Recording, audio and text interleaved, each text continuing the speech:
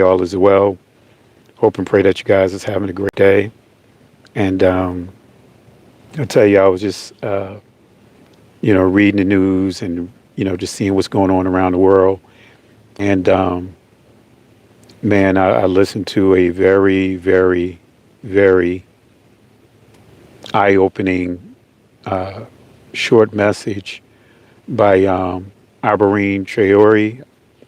Forgive me if I'm not pronouncing his name correctly if I mess it up. But Ibrahim Traore, who is the president of Burkina Faso. And I just listened to a very, very, very thought-provoking speech that he gave. And the thing that really, that really stood out was his comments of things to come for that entire region of West Africa. He stated that dark winter is coming. Dark winter is coming, pointing out that there's going to be, for what he see and others, a lot of deaths in West Africa. Really had me thinking, because I know that there's a lot of propaganda that's going on now with the media, with the, from this, administration, just around the world, from religion to Christians and, the Judaism. You're hearing things from Netanyahu. Suddenly the concern is about Christian genocide in West Africa. And I've done a lot of research. I listened to a lot that's directly over there. But even if let's just say that some of these, like they say, where there's smoke, there's fire. Let's just say if there's some truth to concerns. When you have an administration being led by someone last year, over a year ago, who was pushing this notion that immigrants coming from Nigeria was causing all kinds of problems in the United States, and he was calling for a purge. I'm not sure if you guys remember that.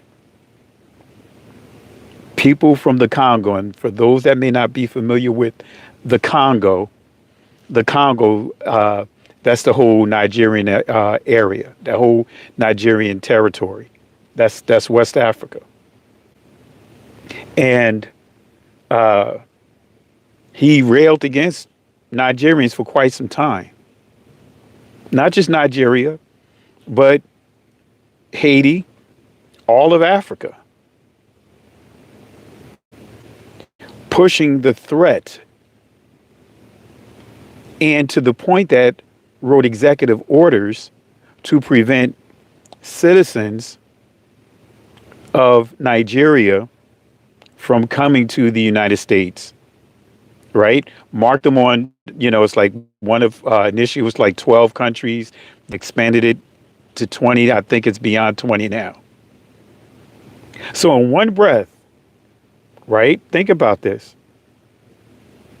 Wanting to purge, wanting to prevent them from coming here, had some very choice words about Nigerians, Africans altogether, Haiti. You see what's happening in Venezuela. But suddenly you have a concern for Negroes whom this administration has been railing against when it's all said and done, erasing our history, erasing our contributions to this, to the entire infrastructure of this country by force. Now suddenly you have a concern about Christians, Negroes in West Africa. That's the point that I want to really talk about, Because I know there'll be Christians. Oh yeah, yeah, we got to be concerned about it. You Christians wasn't concerned about the well-being of our people in that same territory. We're not even dealing with that was scattered throughout Africa, but let's talk about Nigeria and what King Leopold did to over 15 million, 15 to 20 million people in the Congo, right? Let's talk about that. Christians.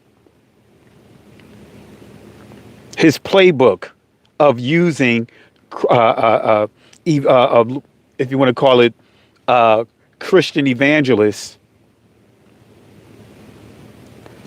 their missionaries were really spies. Their missionaries were really put in place to basically infiltrate those communities and plant the seed of being caught up in a religion versus their culture versus their lineage versus their bloodline. Religion. I've said this before. I don't roll with Islam. I don't roll with Christianity. I don't roll with Catholicism. I don't roll with none of those. I don't roll with Judaism. All of a sudden, you even have Netanyahu supposedly have a concern about genocide, Christian genocide in West Africa. Make that make sense when we know how Negroes are treated over in Israel right now. How the word Kushi is a slang, it's equivalent to the N word here inside this country. But yet, suddenly, come on, family. Come on, family. I said this before. And if you could go back and look at my videos, I said that what we see happening, for example, in Israel, was happening in many of these other countries. It's a precursor on what they're going to push and come after our community. I've said this. So, brothers and sisters, don't get caught up in saying and feeling like you're safe here or any other places that you're scattered to outside of West Africa. Don't feel like you're in a safe space, that you're good. Because this administration, as well as others, the previous administrations, they made it clear they don't care about our people. Yeah, Joe Biden is on record with some choice words about Africa, choice words about Haiti. But this leader stated that there is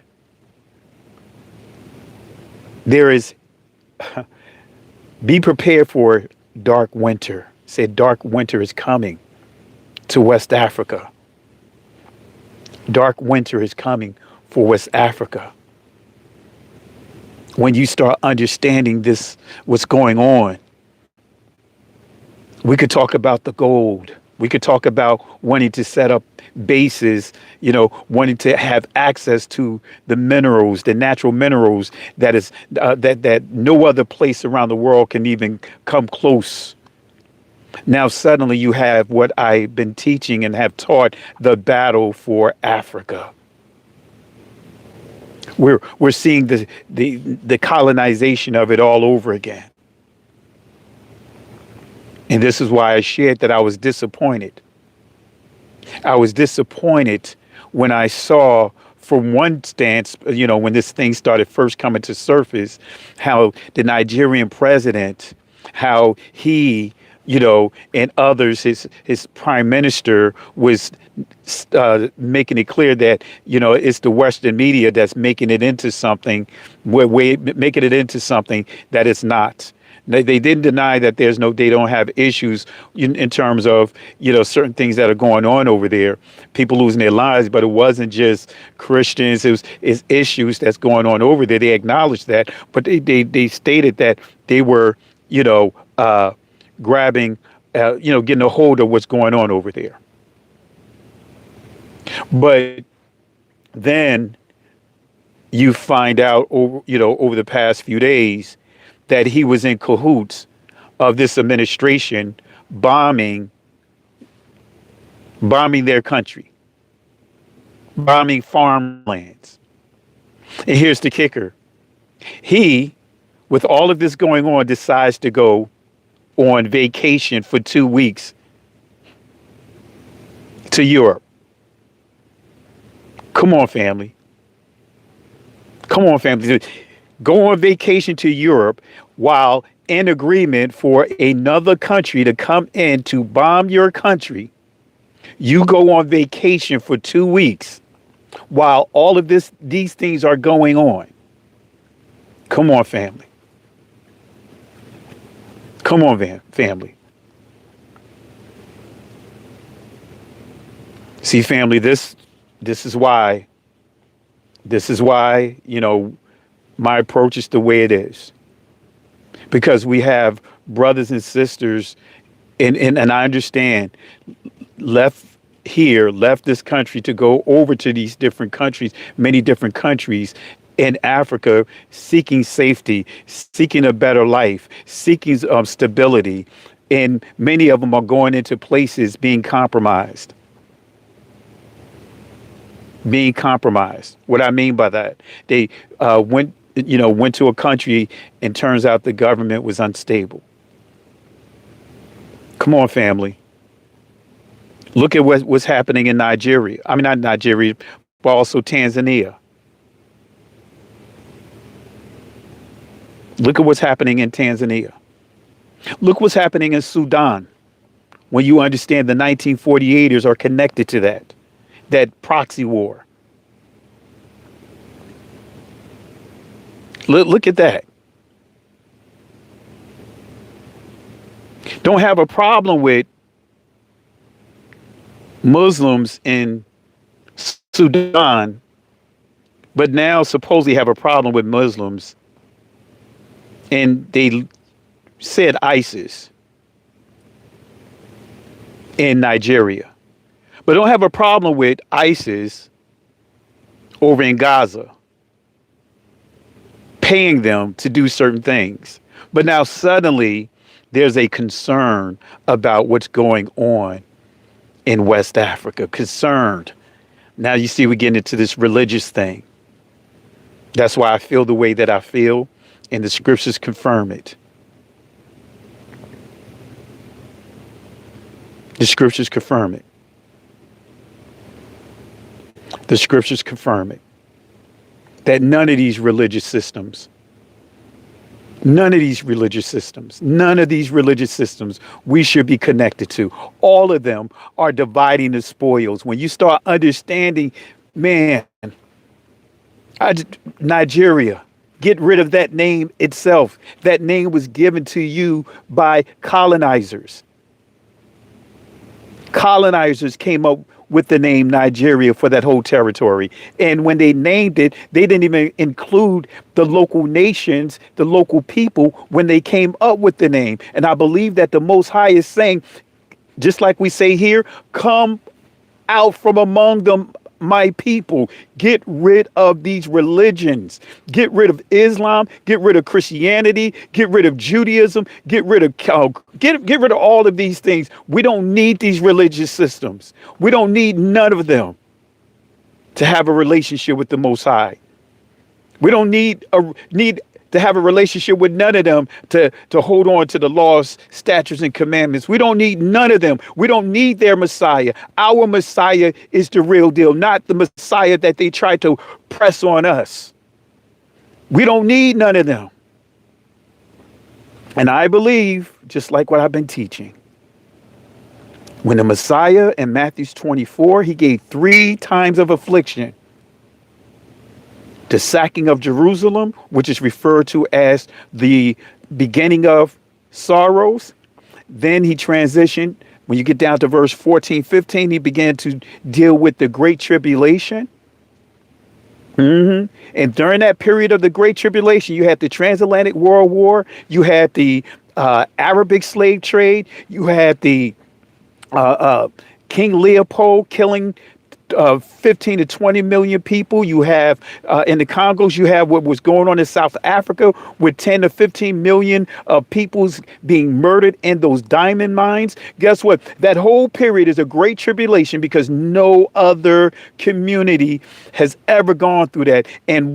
And I'm saying to our brothers and sisters, even in Africa, even in Christianity, that's in those, do not allow a religion to hijack the actual atrocities to a people. It's not about a religion, it's about a people. Because if you want to talk about religion, then get back to the root of it, of over 100 plus million Negroes that was affected by the Roman Catholic Church, affected by the Christian Church, affected by Judaism, affected by Islam, if you want to go there.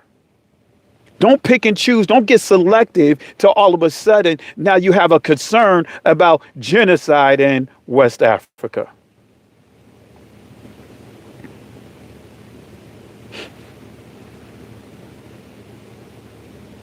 And then you want to use a person who expressed his hatred for your own people, express hatred for your own people, and then you're going to allow that group to come in and mitigate your situation and circumstances?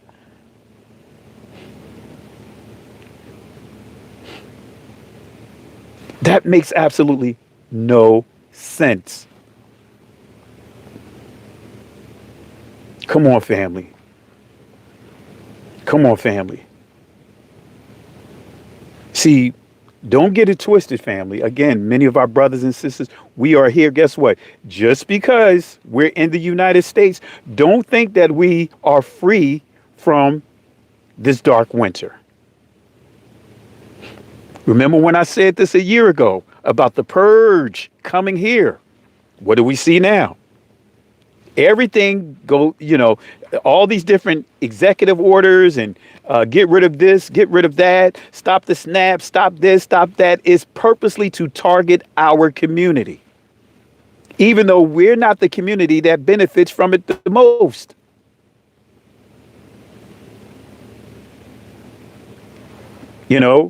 Let's get this troll out of here, family. Moderators, when you see trolls like this idiot, I'm not even going to mention this person's name. It's not even worth mentioning the name. I'm not even going to give them any space.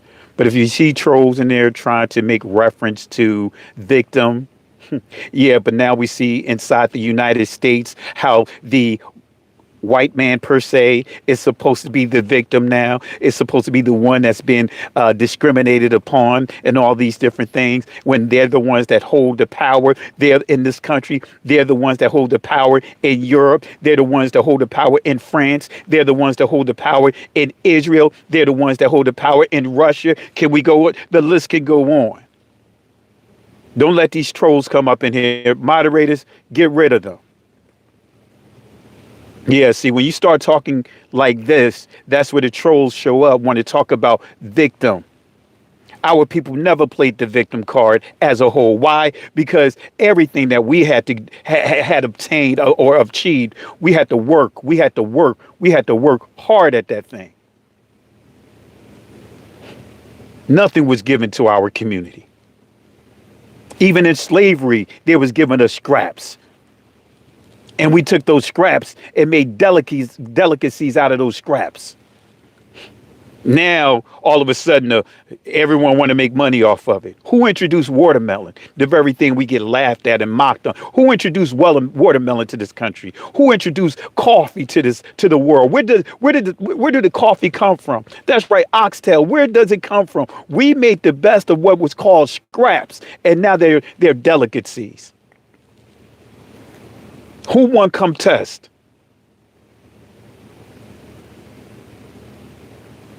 Now, I'm saying this for a reason. Because, family, we need to start taking a stand. We need to stop allowing the media to dictate how we feel. We need to stop allowing the media, all these different spaces, these religions, to try to bait us into fighting or supporting something that is not the reality of what it is. The reality, right?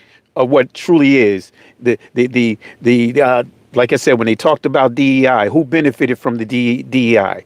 Number one was the white woman. Number two was the white man. Number three was the Hispanics.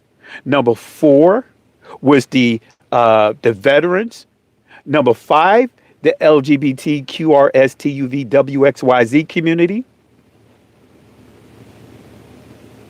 Actually, I think there was number five was disability. Number six was the LGBTQRSTUVW, XYZ community. And lastly was our community. But the number one and number two was the white woman and the white man, who are also the majority in the veteran spaces, the disability spaces, and the LGBTQ community spaces. So they benefited from all these social programs more than any community in this country. Period. Dark winter, man. That just resonated with me. Dark winter is coming. Even though he expressed it for West Africa, but we see this dark winter here inside this United States. So look at all what's been passed.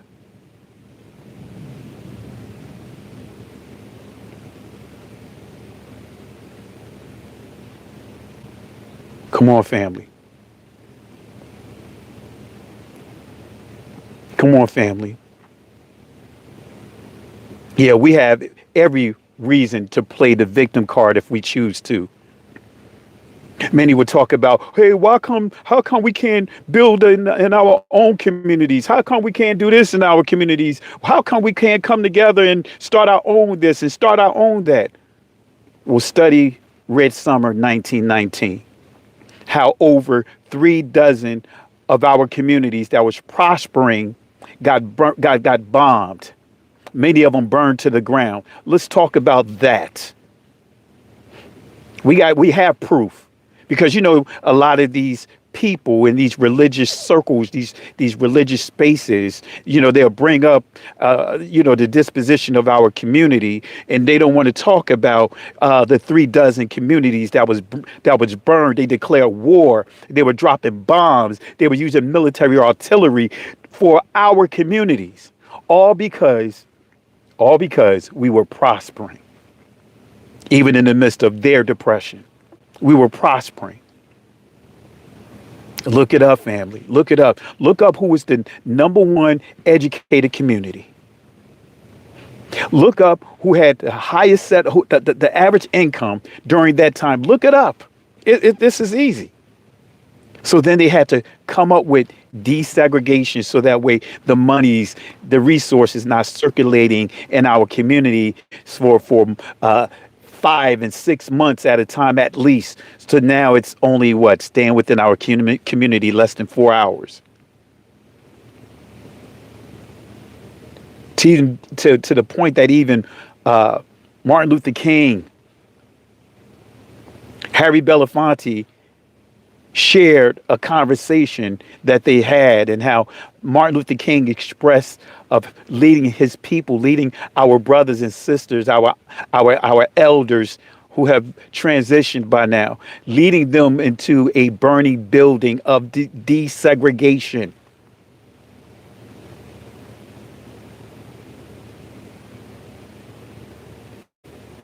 Come on, family. Come on, family. Now, my sorry you're going through that. I see someone posted, I'm a Vietnam War veteran, and and he said here that he cannot afford toilet paper because of what's going on. Family, I'm a veteran. Served in Desert Storm. Went overseas and had a rude of awakening when I saw the truth behind what was going on. I've been there. But this also reminds us of Deuteronomy 28:68. That's why I got my eye open and truly understanding that, guess what? No man, in other words, not a single system of man is going to redeem any of us, have salvation for anyone but who? Themselves. The salvation, our savior, our redemption comes through the Most High. It's not going to come through a religious system, because we already been proven that religion is all about the people that created it. It has nothing to do with the people who truly have a heart and a desire in seeking the face of Yahweh. Come on, family. We already know that. We have the proof. Because again, look at the transatlantic world war. The Roman Catholic Church led the way, right? Got the blueprints from Islam, right? The Arabic slave trade, got the blueprints from them, right? The Roman Catholic Church, right? And this is before you have the different divisions or denominations, the branches coming from it, far as with the Protestant movement, the Reformation movement. Before those movements, they were all part of the Roman Catholic Church. And they declared war. It's written in their papal. The papal, the Pope at the time, Pope Nicholas V, issued a papal to apply the contemporary rules of war to what? West Africa. We know who the 1948ers dominated: the merchants. They led the way with the merchants. Y'all know what merchants do. Merchants, that's where the money is. That's where the control is. But we understand the merchants. So all three of the so-called Abrahamic faiths that he did not create nor practice, that none of the ancient Israelites created nor practiced, not even the Messiah himself created nor practiced, these so-called Abrahamic faiths, look at the results. Look at the damage that is done worldwide. Look at the damage that it has done worldwide to people, period. Cultures. Look at what it's done. Family, dark winter. Dark winter. Actually, he said black winter. Black winter is coming.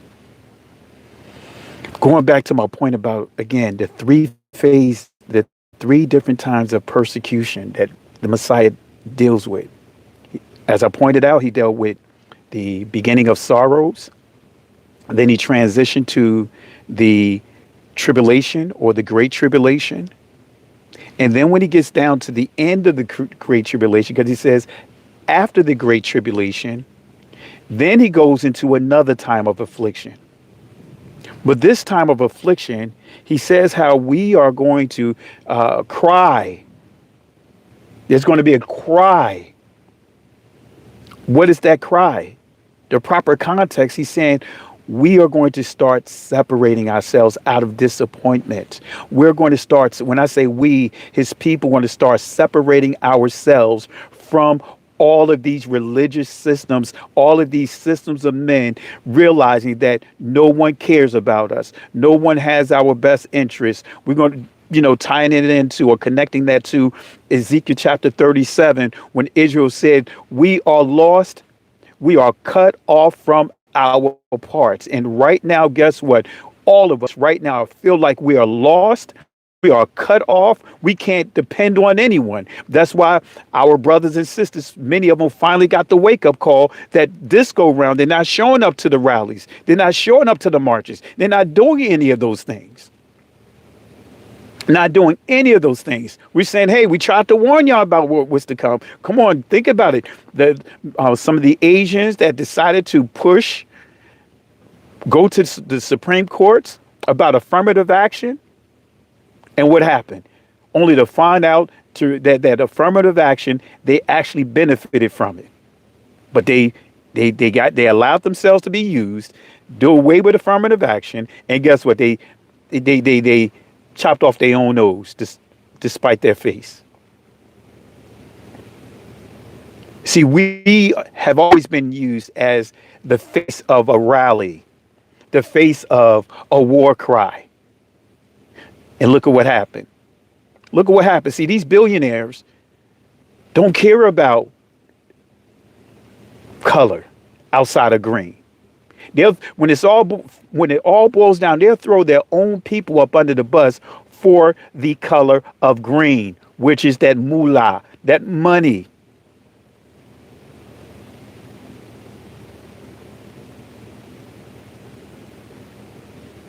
See, it's not about a religion.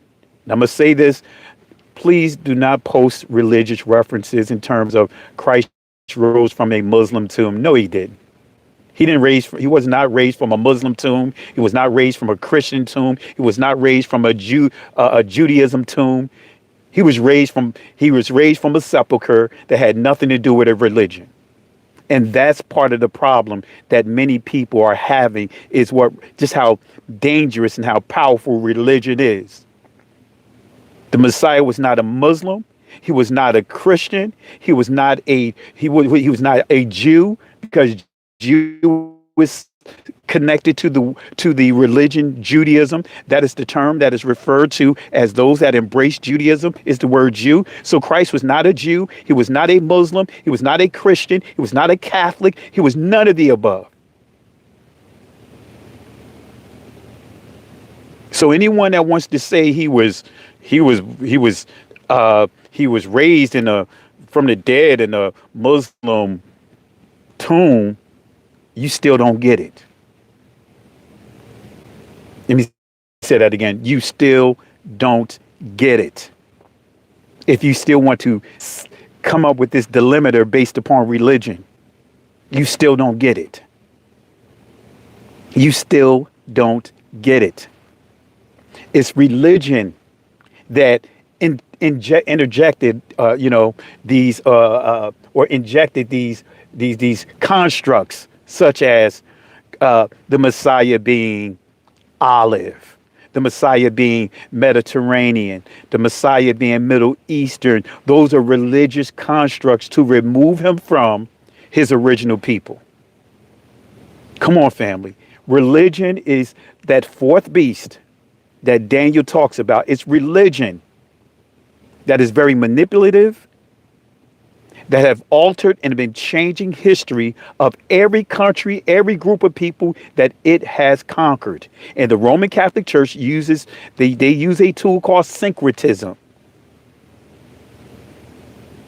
Come on, family. Come on, family. Come on, family. I just want to give this encouraging word, man. And it just made me think when I heard what Ibrahim, when he pointed out about dark winter is coming to West Africa. It made me think about what the Messiah said in Matthew 24 about, praying that our flight is not done in the winter. You guys go back and read it. I'm telling you, man. He said, pray that our flight does not happen in the winter. And for him to say that dark winter is coming made me think about what Christ said. He prayed that, these situations, he prayed that these afflictions doesn't happen in the winter. He prayed that, in the winter, because think about in the winter. What's your temperament during the winter? Your guards are down. You're not thinking about war and things along that line, because during the winter times, you're thinking about what? Family. During the winter time for the ancient Israelites, they was, when you think about the Feast of Dedication, the Feast of Dedication, that's what rededicating themselves to the Most High. That's what they were thinking about. But this enemy doesn't care about that, doesn't care about culture. Only thing that this enemy care about is its system to oppress, never get enough. And they hide behind dark sentences as Daniel talks about, prophesied about. But if we continue to hold on to these religions, that means that you are continuing to hold on and support this deception, this delusion that is happening right now. Dark winter is coming. Let that resonate. Dark winter is coming. I'm not saying that from a perspective of trying to promote fear. No, to promote preparation, to promote being prepared. See, when we see these prophecies, when we read the prophecies, it's to to provoke us to be prepared for when these things come. Not to get in fear and start panicking. No, we are supposed to what? We're supposed to be prepared for the obstacles, for the hard times to come. Like when Joseph interpreted the dream of Pharaoh. You know, when Pharaoh had the dream and he couldn't make sense of it. And basically, in a nutshell, he told him, hey, you know, and when things are good, save. Because when that famine comes, you're going to need to you're going to need to depend on what you saved, what you stored away for that rainy day. So my point that I'm making is, and when I hear that winter is coming, those words that resonated, this is basically telling us, for me, we have to prepare no matter where we are, no matter where we are located around this world. Burkina Faso is not Nigeria, but they see something that we don't see. Let me say that again. They see something that we don't see. If he, and all the things he's been doing for his country, if he has a message like that of an unease, being uneasy, then that should be a trigger. That should be a red flag. That should be something that's going to wake us up and say, there's a reason why he stated what he said. Man, if they feel that way, then you know what? Hey, you know what? I need to meet with my family. Hey, there's some things coming down the pike. Let's continue to store, save money, put cash on hand. Let's make sure we have everything covered. Let's go back and let's go into our garage. Let's make sure let's update our pantry. Let's make sure we have these things.